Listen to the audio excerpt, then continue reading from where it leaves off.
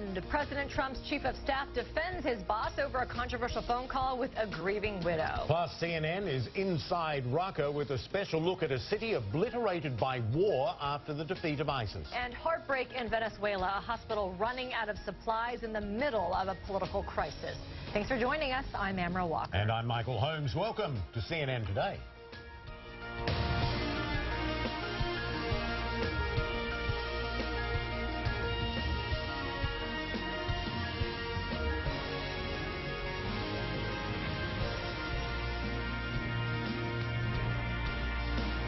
With passion, patriotism, sadness and anger, the U.S. White House Chief of Staff and retired Marine General John Kelly delivering a very personal defense of President Donald Trump. It comes in response to the president's controversial handling of a phone call to a fallen soldier's widow.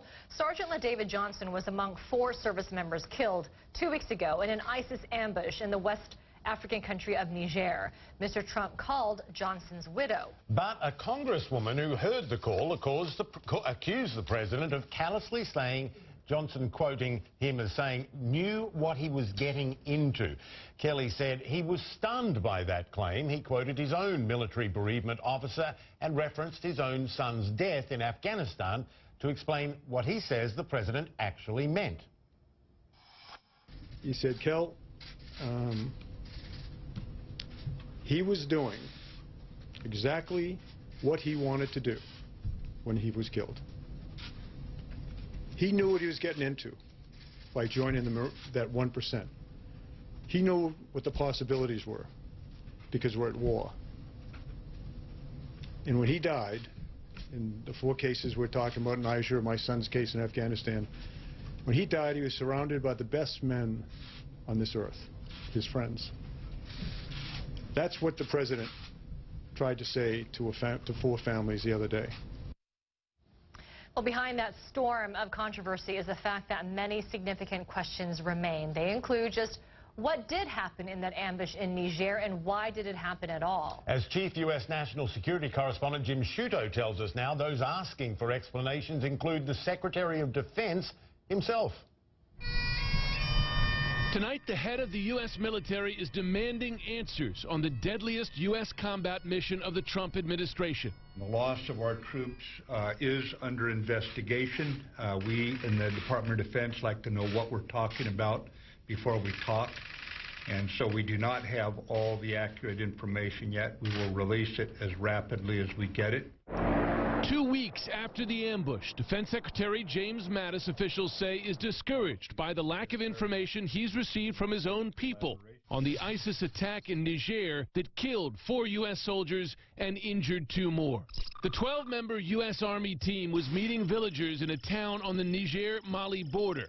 They were walking back to their vehicles, which were not armored, when up to 50 ISIS-affiliated fighters attacked them with machine guns and rocket-propelled grenades. The Americans fought back, but were only armed with light weapons, such as rifles. There had been nearly 30 trips along this route already, so they had reason to believe that they were in a permissive environment. After 30 minutes, French aircraft flew by to try to disperse the attackers from the air and later to evacuate the wounded.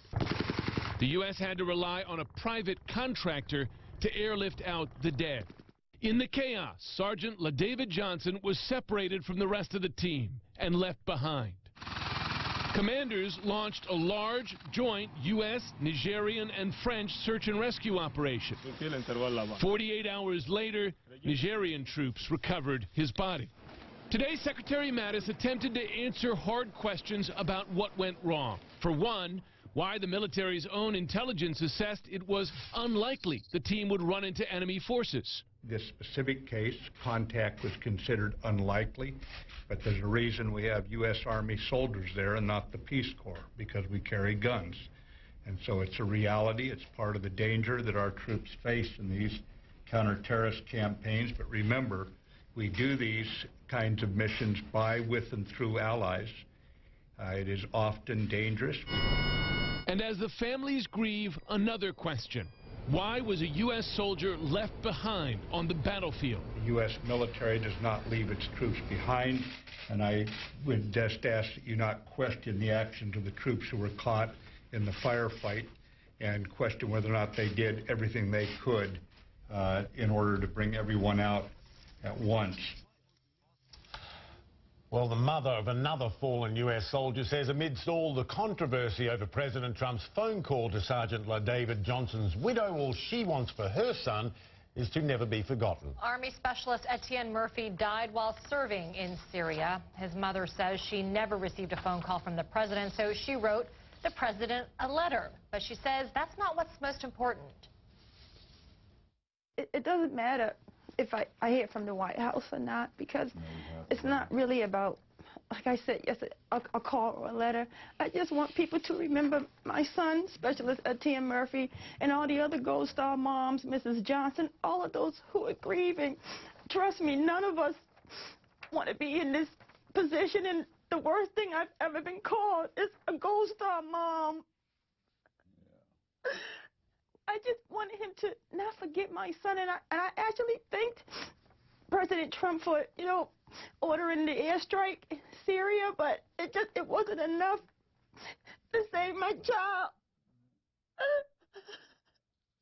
I have no hard feelings towards anyone because it's not about me. It's about my child and all the other countless fallen heroes and those who are still over there now, and then the families that are here grieving. It's heartbreaking to hear that. It is. In the just liberated Syrian city of Raqqa, soldiers of the victorious Syrian Democratic Forces are on the streets, but civilians are nowhere to be seen. The city lies in ruins. Raqqa, of course, was ISIS's self-declared capital and the last major city it controlled. But by the time the SDF ousted ISIS earlier this week, not a building remained undamaged. Senior international correspondent Howard Damon reached the city centre to give us a glimpse of what remains. The destruction, it's so vast, it's so widespread, it's hard to even begin to imagine just how terrifying this must have been, especially for the civilians that ISIS was continuing to hold hostage until the very last minute. And you can't even see traces of the life that was amid the rubble. That is just how devastated this city has become, and we're still under very strict orders not to veer off the main roads, not to go down any of the alleyways because of ongoing concerns that ISIS still may have explosives buried throughout the rubble. Commanders that we have spoken to have described this as being a multi-level battlefield. There is the fighting that took place above ground, and then there is the fighting that took place underground with the vast, intricate tunnel system that ISIS had dug out. This is one of the main squares in Raqqa where ISIS's horrors, its brutal reign, were on regular display. We saw some of the first images emerging from here of the ISIS public executions, the beheadings. There was some footage and photographs that showed heads that ISIS had placed on top of these spikes to ensure that the civilian population knew who was in charge, knew what their fate would be if they dared to even disobey the ISIS rulers. What we have here now can really only be described as something of a surreal scene. Syrian Democratic Forces fighters took over this part of the city a few days ago. Now we have the women's unit that is here, part of a celebration that is going to be starting fairly shortly. They are part of the Syrian Democratic Forces, and we have been talking to some of the top leadership within the SDF, and they are telling us that the enormous challenge of rebuilding the city, of course, is among their top priorities, and that, of course, is going to be incredibly difficult. But what they say is even more crucial, even more imperative at this stage, is trying to rebuild the fabric of society. And it's only if they can succeed at that will they be able to ensure that an entity like ISIS never re-emerges in a city like Raqqa again, and that the people of this city and so many others never have to go through this again. Arwa Damon, CNN, Raqqa, Syria. Now, it's hard to convey just how badly Syria has been ripped apart because so often the violence is beyond human comprehension. Yeah, but we've got some images to show you that give you at least a clue about exactly what it took to reclaim Raqqa. They were filmed over the past month and were given exclusively to CNN. There are fighters who are chasing ISIS. You see them dodging sniper fire and crawling between Raqqa's devastated buildings. These fighters eat, sleep, and breathe in a war zone where normal rules just don't apply. And as hair-raising as these pictures are, there are horrors that have not been caught on camera. Stories from children, for example, who say they saw people being beheaded or watched as friends and family were bombed right in front of them. You can find that video on CNN.com, by the way. It's worth watching. Meanwhile, while ISIS watches its dreams of a caliphate crumble, one man has been conspicuously missing. The whereabouts of ISIS leader Abu Bakr al-Baghdadi are a mystery despite a determined offensive to find him. CNN's Nick Payton-Walsh reports from Syria. First Mosul in Iraq, now Raqqa in Syria. The caliphate is crumbling. But where is its self-declared leader, Abu Bakr al-Baghdadi? The truth is, little is known about his whereabouts. American special forces continue to hunt him down, but even as the battle to take Raqqa advanced, the coalition said last month they simply don't know where Baghdadi is and are unsure if he is in Syria or Iraq.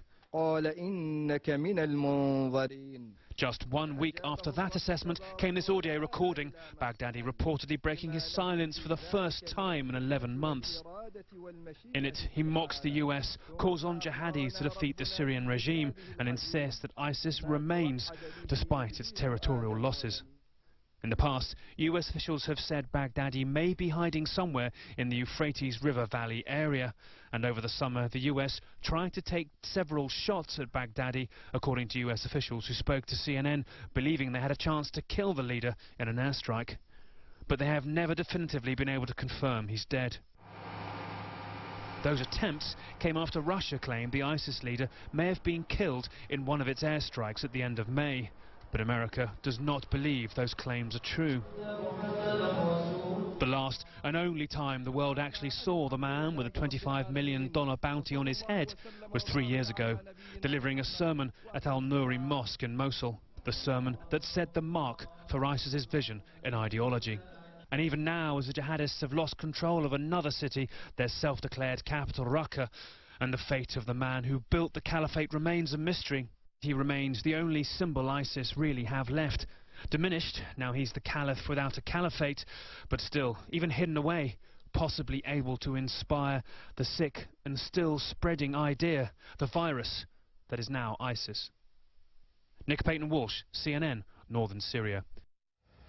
In Puerto Rico, about 1 million Americans are without running water and 3 million do not have electricity. That is the reality on the ground. 1 month after Hurricane Maria devastated the island, but President Trump says he is satisfied with his response to the disaster. He met with Puerto Rico's governor Thursday at the White House. Between 1 and 10, how would you grade the White House response so far to the hurricane? I'd say it was a 10. I'd say it was probably the most difficult when you talk about relief, when you talk about search, when you talk about all of the different levels, and even when you talk about lives saved. It hit right through the middle of the island, right through the middle of Puerto Rico. There's never been anything like that. I give ourselves a 10. President giving himself a 10. Some Puerto Ricans would disagree with that. CNN's Bill Weir is in San Juan, where he has been looking into efforts to get things back up and running. And boy, it's been slow, but there's been some improvements, right? Little glimpses, little tiny glimpses of progress here a month out, as you said there. Millions of Americans are spending another night in the dark and the heat over a month after this storm raked this island. So power is on the minds of many here. So today I went looking in search of answers as to when it could be back on. And we started in a place you might recognize. It is the most popular music video ever. Luis Fonsi and Daddy Yankee's Despacito has been viewed on YouTube over 4 billion times. But most of that massive audience probably didn't realize the video was shot in one of the most notorious neighborhoods in all of Puerto Rico. Welcome to La Perla. For years, this place was written off as being drug and gang-infested. Community organizers fought against that stigma. Hadn't been a murder here in 6 years. And then came Despacito, and suddenly this rough side of town was a tourist destination. An economy started to blow up. People felt good about themselves, but then came Maria. Now you've got an outbreak of conjunctivitis among the children. The clinic is without power. There's no roof on the school. And there is no hope that help is coming anytime soon. Tourists wanted to come here, Yoshida tells me. They came from Africa, China, South America. But after Maria, nobody comes. It's like a ghost town. So the doctors will see people in the dark here? Dr. Rosita shows me around the powerless hospital where cardiograms and electronic medical records are worthless. Is it true that Luis Fonsi donated a generator? 5 generators. They're trying to get it installed, but they need to go to the mayor's office and fill out paperwork, she tells me. You need permission, huh? Oh, my gosh. The excited scramble for a single bag of ice is proof that potable water and power are still elusive luxuries over a month after Maria, which puts enormous pressure on the men paid to electrify Puerto Rico. There are countless hospitals, dialysis centers, homes depending on power that runs through those lines over there. That's the artery, the main spinal column of the power system. Maria devastated it, crushed it. So how do you fix it? Well, you get guys like Troy and Nick, guys who aren't afraid of heights, and you send them up to heal the lives. They are journeyman linemen contracted by Whitefish Energy, a small 2-year-old company out of Montana. It raised a lot of eyebrows when they were given a $300 million contract without any input from the Army Corps of Engineers. You know, the headline down here for a couple of days was, how the hell did you get this contract? You're a brand new company, right? We've been around for a few years, and you know, we specialize in difficult and mountainous terrain projects, so all I can say is we took the call, and we're here. They called you? We called each other. He struck a deal with PREPA, the publicly owned utility, notorious for high prices, rolling blackouts, and a $9 billion debt. Is it a risk for you as a businessman to take this gig? It's a risk. It's a risk, but you know, when you come down here and you see what I've seen and you have that skill set that can have an immediate impact on the people here, it becomes a mission. So not just a job. It's not a job. No, it became a mission. How long before juice is flowing through these? It's a good question. We hope to have this line back up in the next 3 to 4 days. The governor is promising 95% power back by Christmas? Yeah. Is that reasonable? Is that a fantasy? It's going to take a lot of people to reach that deadline. A lot more people. A lot more than we have here today. Yeah. Whitefish says they have 300 linemen on the island with another 700 on the way, while they wait for 100 bucket trucks and bulldozers still stuck in Florida ports. Thank you. You're welcome.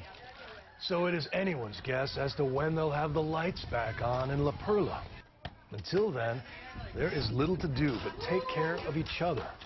The kids with no school, the elderly with no hospital, and they clean up just in case the tourists ever decide to come back.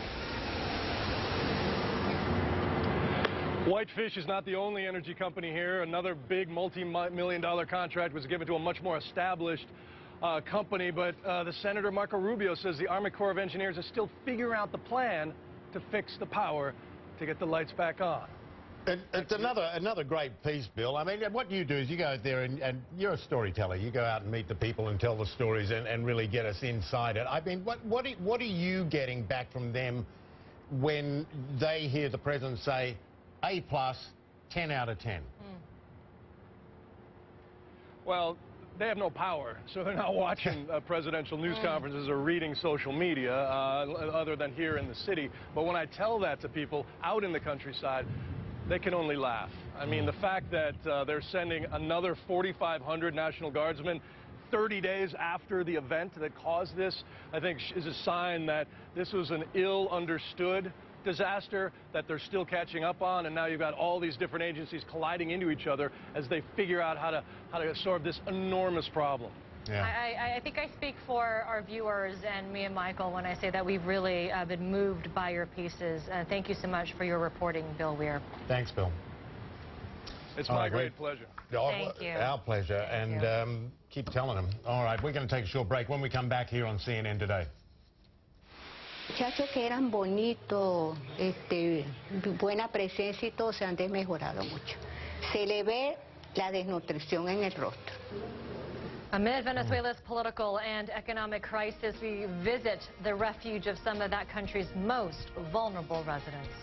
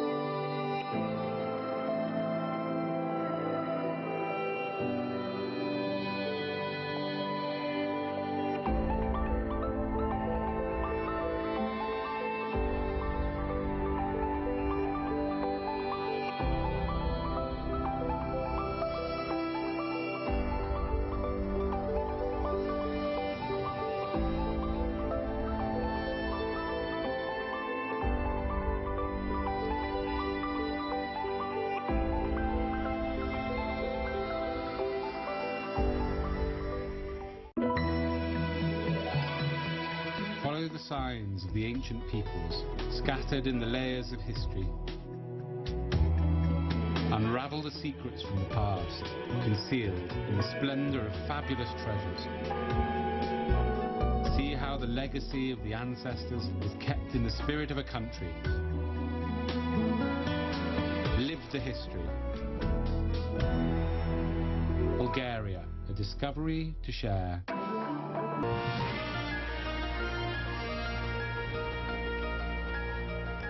A cryptic new threat from North Korea and from Washington, warnings and wariness. The White House National Security Advisor says time is running out to resolve the standoff, and President Trump is running out of patience. He's not going to accept this regime threatening the United States with a nuclear weapon. He just won't accept it. So there are those who have said, well, you know what about accept and deter? Well, accept and deter is unacceptable. Meanwhile, the CIA director says North Korea is closer than ever to putting a nuclear weapon on a long-range missile, and the U.S. should behave as if the North is on the cusp of making that happen. On Thursday, Pyongyang said the U.S. should expect a, quote, unimaginable strike at an unimaginable time, unquote. State media publishing this remark in response to joint U.S.-South Korean naval drills. Quote, the U.S. is running amok under our nose. The drills do tend to infuriate the North Korean leader. At least 43 Afghan soldiers were killed after the Taliban stormed their army base in Kandahar province. That word coming from the Afghan Defense Ministry, which says 9 other soldiers were injured, 6 are missing. 10 attackers were killed in the incident. An anti-corruption court in Pakistan has now indicted former Prime Minister Nawaz Sharif and his daughter. The corruption charges related to their ownership of properties in London. Now, the Sharifs deny any wrongdoing and called the case against them a conspiracy. Sharif's daughter said it is, quote, a travesty of justice. Now to New Zealand, which is preparing to swear in its new Prime Minister. A few months ago, few predicted her rise to power. Jacinda Ardern proudly calls herself a feminist, and as Cyril Vanier tells us, she can probably drop some sick beats. I want to start by saying that it is an absolute honour and a privilege to have the ability, as the leader of the New Zealand Labour Party, to form a government for all New Zealanders. Jacinda Ardern has upended New Zealand politics to become the country's next Prime Minister and youngest leader in more than 150 years. 3 months ago, this was not the result any New Zealander predicted. The left-wing Labour Party was failing in the polls, and the Conservative National Party expected to hold on to power. Hard-working New Zealanders are not an ATM for the Labour Party. But then Jacinda Ardern took over the embattled Labour Party in August, and Jacinda mania hit. A wave of support for Ardern catapulted the Labour Party's popularity. I want to build a country where every child grows up free from poverty and is filled with hope and filled with opportunity. A former DJ who was once Mormon, Ardern is the closest thing New Zealand has had to a rock star politician in years. Are you with me? Attracting mass crowds at rallies and making headlines with her youth and charisma. She once lashed out at the media for questioning her ability to juggle the job with potential future children. For other women, it is totally unacceptable in 2017 to say that women should have to answer that question in the workplace. It is a woman's decision about when they choose to have children. It should not predetermine whether or not they are given a job or have job opportunities. New Zealanders saw an opportunity in the unconventional leader to fight the status quo. People want change. You can feel it when you're out door knocking or on the phone. Some people want to change, don't they? I think change would be good. In the end, it was her association with reform that pushed Ardern to the helm. After a close result in last month's election, it came down to the support of one minor party acting as de facto kingmaker to decide who would lead. After weeks of guessing, they backed Ardern's bid to become prime minister, thus ending the centre-right National Party's 9-year grip on power. Our perception was that the people of this country, regardless of what a lot of people say, did want change. And we've responded to that. Cyril Vanier, CNN. One of the world's most illuminating festivals is underway right now in India. Diwali is held for 5 days every autumn in the Northern Hemisphere. This Hindu festival of light marks the triumph of good over evil. Fireworks are often part of the festivities, but this year they are a big no-no in New Delhi. A court banning them due to the city's huge pollution problem. Many settling instead for oil lamps and candles. All right, up next, Harvey Weinstein's problems may have just gotten a whole lot worse. Coming up, a new and a potentially very serious development for the disgraced movie producer.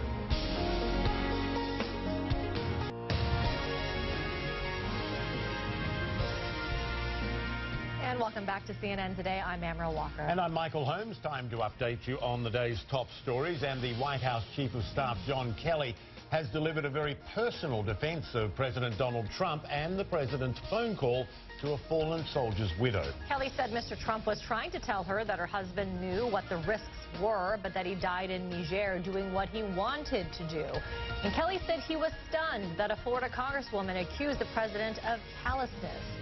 U.S. President Donald Trump is rating the government response to Puerto Rico's hurricane devastation at 10 out of 10. Yeah, Mr. Trump meeting with the island's governor, Raqqa Ruins, on Thursday at the White House. The president has faced backlash for his response as Puerto Rico continues to struggle to recover.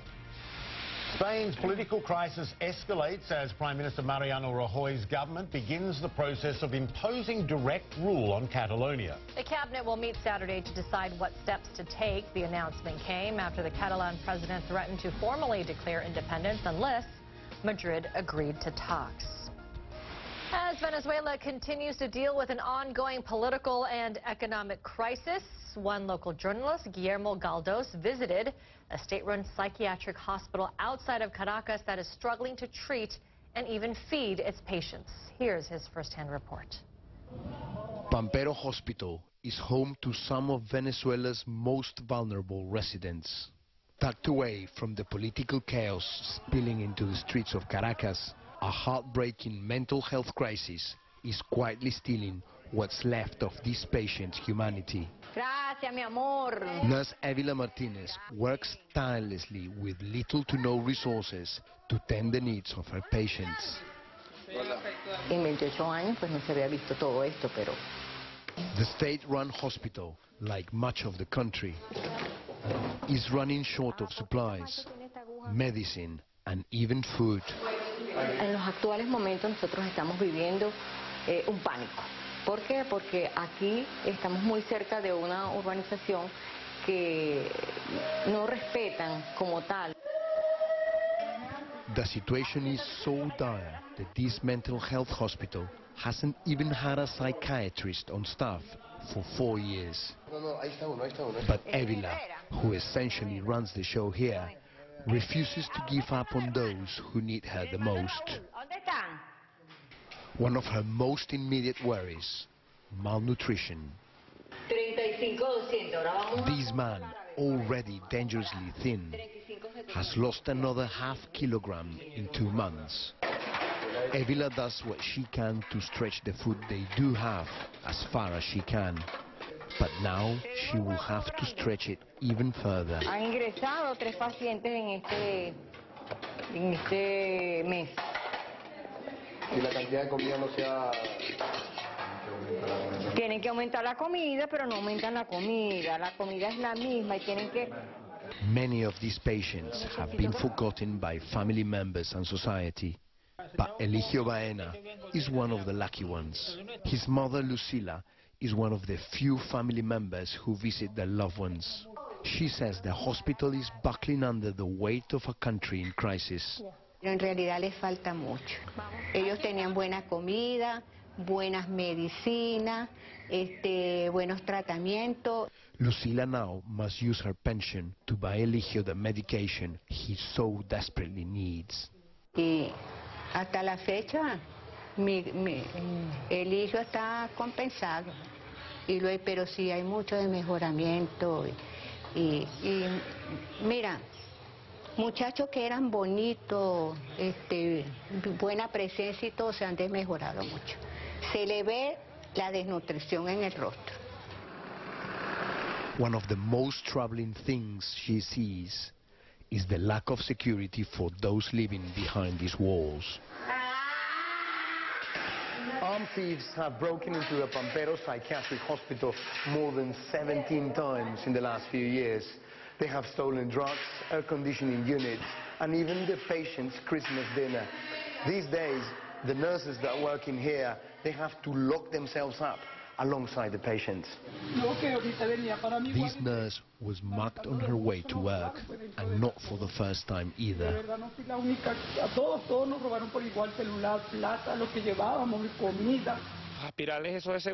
The situation has become so unstable surrounding the hospital that police now patrol the perimeter, facing off against the criminals who still try to breach the hospital walls to get what they can. Ellos visualizan que somos 2 funcionarios nada más y como nos triplican en cantidad, buscan la forma de emboscar para quitarnos las armas o robar o hurtar cualquier cosa que tenga aquí de valor. Pero un lugar bastante complicado para trabajar. Losing supplies is hard enough, but Evila says the state of fear that her residents live under is far worse. Estos delincuentes, para robarlo, pues le quitan lo más preciado que tiene, pues la vida. So how does Evila cope with the seemingly insurmountable odds? Da tristeza, dolor, porque nosotros quisiéramos atender al paciente como es debido. Yo siempre digo que nosotros acá tenemos a Dios bajito y que Dios tiene misericordia con este tipo de pacientes. Undeterred by thieves, lack of resources, specialists, and even the most basic necessities for living, Evila and her staff soldier on. Ahí estamos en la lucha. Sí cumplimos nuestra meta, que es atender al paciente, con amor, con dedicación. Doing what is in their power to care for the souls that many have already long forgotten. Guillermo Galdos, Venezuela for CNN.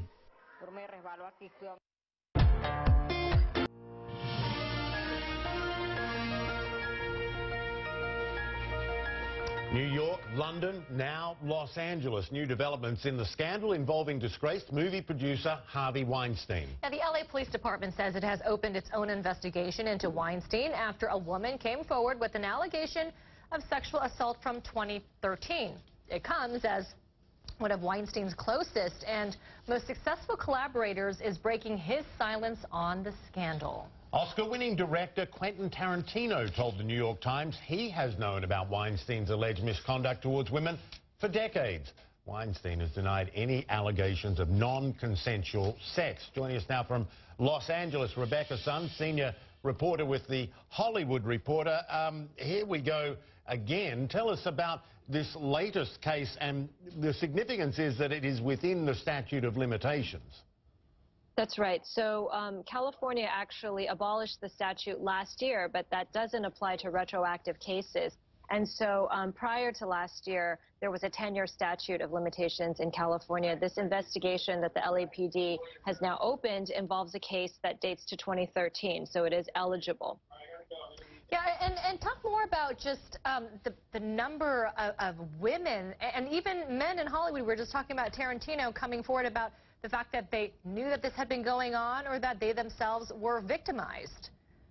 Sure. You know, there have been a number of prominent men who have come forward to say that they too have experienced sexual harassment or sexual assault, prominently including James Van Der Beek and Terry Crews, who's a former football player. So it really kind of shows you the extent to which this type of thing happens. With Quentin Tarantino's statement today, it was a pretty honest admission to say that it was, you know, he felt like he could have done something about it, you know, knowing these stories and just sort of failing to put it together as a pattern of behavior rather than isolated incidents. What is the status of this latest allegation? What in essence is the allegation, and what are police saying? And so there is, it's a model and actress who says that Harvey Weinstein sexually assaulted her in a hotel room here in LA in 2013, and so that is in line with his alleged MO with the, you know, at this point more than 40 reports that we've had. And so the LAPD, I think it's the Robbery Homicide Division, says that they are now they interviewed that potential victim, and they're investigating her case. What does this all mean for Harvey Weinstein? I mean, not just, well, legally and also socially. I mean, it seems like he's now a pariah. Not only has he been fired from his own company, but he's also had to resign from his board. What's next? Absolutely. I mean, I think that all of his associates have distanced themselves from him. I think, you know, last week there were reports that he wrote an email to, you know, a bunch of his, you know, high-level executive friends asking them to petition his own board to, you know, to sort of speak on his behalf and vouch for him. And to our knowledge, nobody did. And in fact, some people came out and said, you know, Jeffrey Katzenberg, you know, shared the email he wrote in response saying, you know, I can't support your behavior and you need help, you know. And so nobody wants to do business with him at this point. There are people who have projects set up at the Weinstein Company who are asking to be released from them, such as Lin-Manuel Miranda. He was going to do the movie adaptation of his first musical at the Weinstein Company. He's been very vocal in saying that he wants to be released from that deal. So I think he's on ice, at least for the time being. Massive fallout. The house is burning, and at the moment not charged with anything. I mean, we're jumping around a bit, but I want to go back to Tarantino for a minute. I mean, this is a hotshot guy around Hollywood. What does him getting involved, or him supporting the allegations, if you like, what does that do to bolster the overall wealth of allegations? Well, I think Tarantino is significant because he has such a long-standing relationship with Harvey Weinstein, dating back to their Miramax days. You know, from Pulp Fiction to The Hateful Eight. You know, so many of his films were done with Harvey Weinstein. So this is a guy who's credible in the sense of knowing Harvey very, very well and saying, yeah, I was in his orbit and I heard all of these stories. I mean, I think at this point, most people, you know, he, like everybody else, has said, I believe these women, I believe the women who are coming forward with these stories, but the fact that he was so close and said, I heard things like that, you know, it just sort of, it bolsters the solidarity. It sure does, and it really seems like every single day there's a new development, a new accuser coming forward. It's been incredible to follow. Rebecca Sun, we appreciate you joining us. Thank you very much. Thank you. Thanks, Rebecca. That'll do it for the program for the moment. I'm Michael Holmes. I'm Amaryl Walker. World Sport is up next.